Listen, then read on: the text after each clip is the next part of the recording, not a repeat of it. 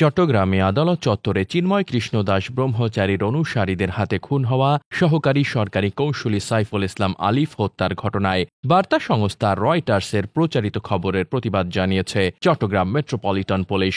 CMP জানিয়েছে, সংশ্লিষ্ট কর্মকর্তার সঙ্গে কোনো ধরনের কথা না বলেই রয়টার্স প্রতিবেদন প্রকাশ করেছে।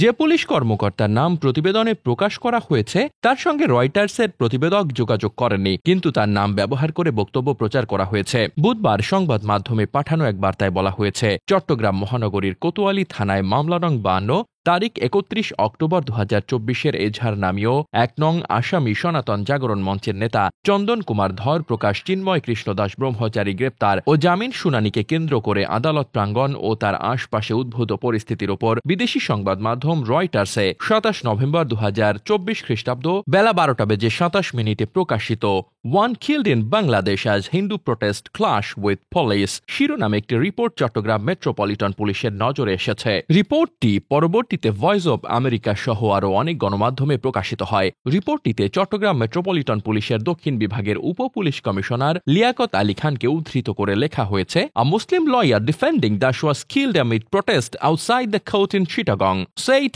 Police officer Liaquat Ali. গতকাল মঙ্গলবার রাষ্ট্রদ্রোহ মামলায় চিন্ময় কৃষ্ণ দাস ব্রহ্মচারী মুক্তির দাবিতে আইন শৃঙ্খলা বাহিনী এবং আইনজীবীদের সঙ্গে সংঘর্ষে জড়ান তার অনুসারীরা।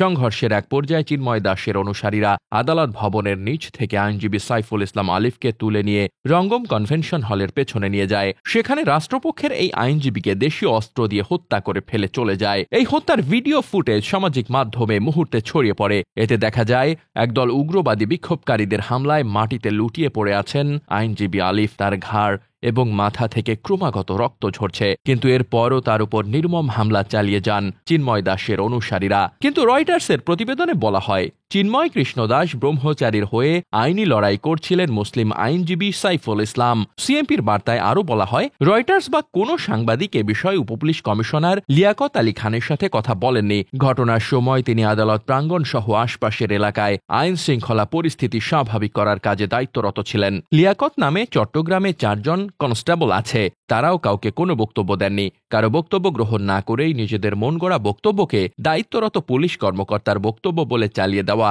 সাংবাদিকতার নীতিমালা পরিপন্থী। ভবিষ্যতে রয়টার্স সহ সকল গণমাধ্যম এই ধরনের সংবাদ প্রকাশের ক্ষেত্রে আরও দায়িত্বশীল ভূমিকা পালন করবে বলে আমরা বিশ্বাস করি। ডেস্ক রিপোর্ট, বার্তা বাজার।